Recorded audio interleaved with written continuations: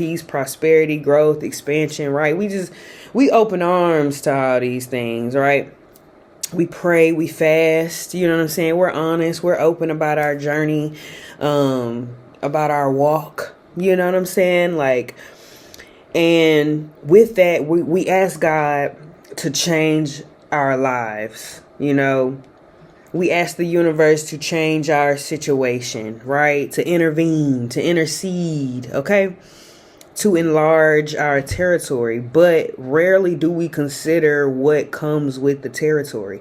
Rarely do we ask God what it takes to not only obtain the thing, but sustain it, right? Understanding that when you make these requests, you have to understand the magnitude, you know, of what you're truly asking and what it takes, right? Because God, He's not half-assing on His promise. Okay,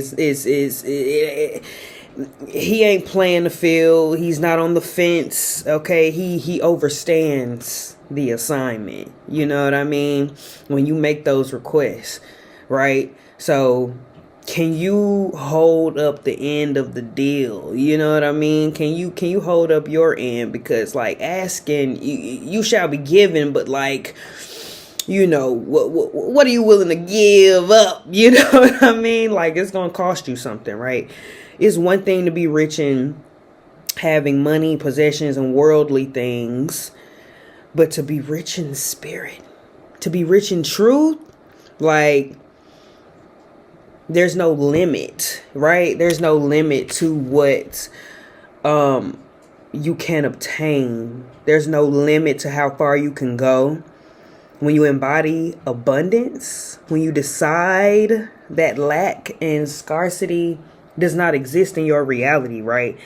That means you accept that spirit is not on a budget. Like, there's no cap on commission, right? So it's gonna, like I said, it's gonna cost you something. You know what I mean? Like your comfortability, you know what I'm saying? Like your comfort zone, right? Like you're gonna have to give something up. Like, it's like at this point, I'm recognizing that that's just a part of the agreement, the arrangement that we have here. You know what I'm saying? You ask, I give you these things, right?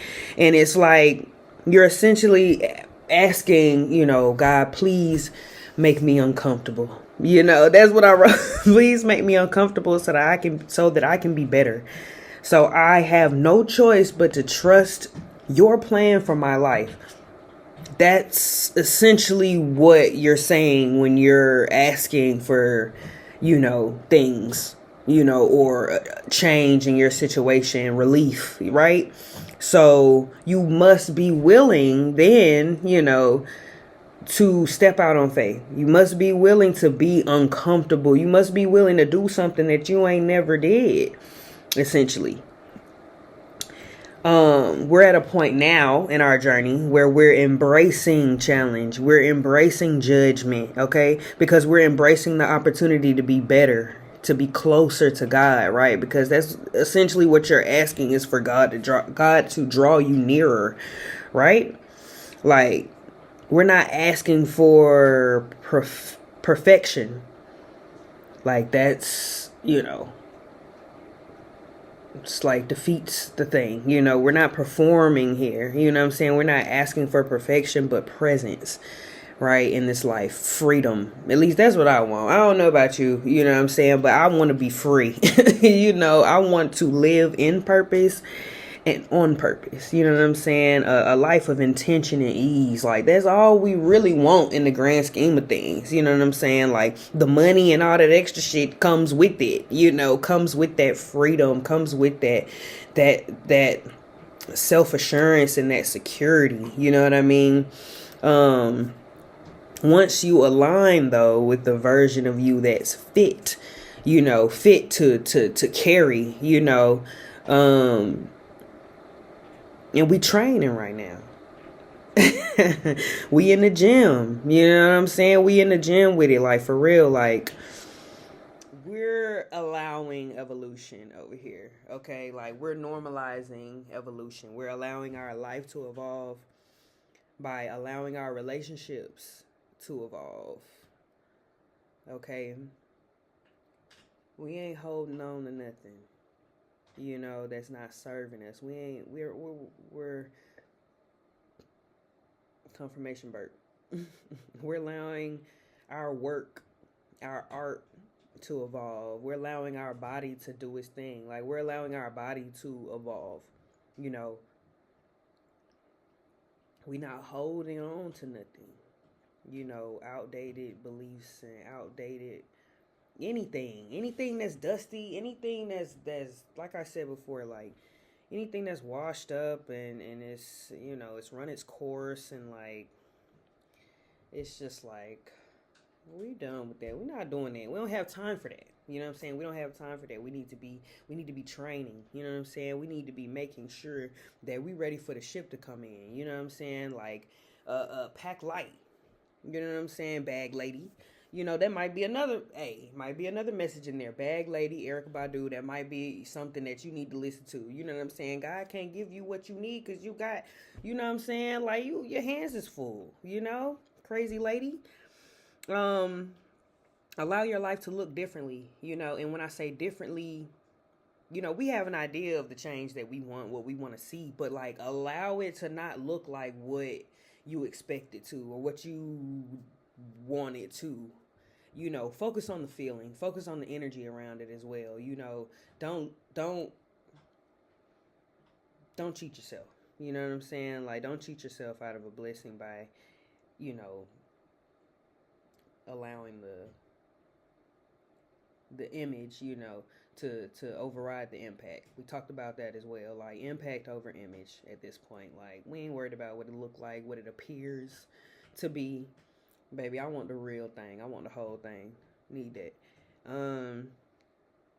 This requires a surrender that protects your nervous system, your spirit, your inner child, right? The part of you that's hopeful and playful and explorative and doesn't overthink and overcompensate. Not the conditioned you that has to, you know what I'm saying, make people believe something about you. Like the innocent part, the regulated part, the part that says come with me.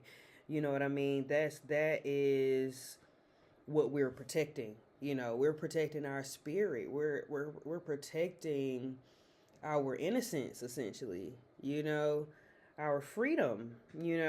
And fear is an attack on that. Fear is an attack on your spiritual being, and it manifests in the physical, as anxiety and depression and whatever the case may be.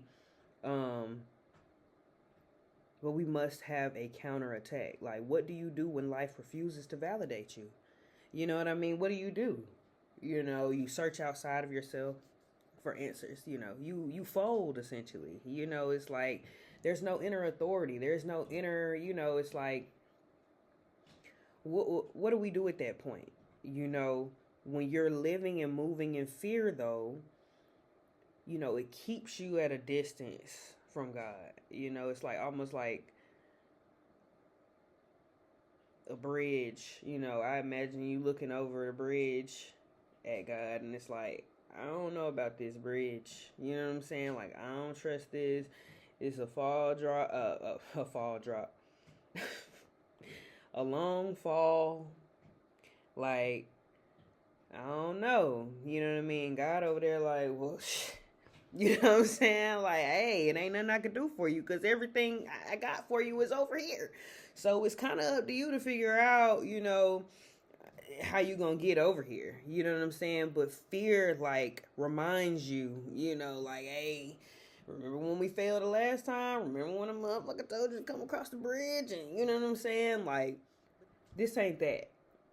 This ain't that time back then, way back when. Like, that's not that, this is not the same situation. You're not the same version of yourself that you were in the past when you weren't as evolved and you didn't trust yourself. Like, it's time to cross the bridge. Okay, because in you asking for more, you need to get closer to God, pretty much, and whatever that looks like for you. Um, fear is not of God. Fear is man-made. So like, sit on that. You know what I mean? Like, you're essentially saying that you trust God to an extent, and that's pretty much that's I wrote that's unacceptable. You know what I mean? Like, there's no half-ass. Like, fear tells God, I'm on the fence. Fear will tell you to remain the same. Like, this is as good as it gets, to hold out. You don't want to know what comes next. You don't want to be without. You know what I mean? Don't trust God, pretty much. Disregard the truth. You're incapable. Deny what's best for you, essentially. And you're going against yourself. Like, you're going against yourself. And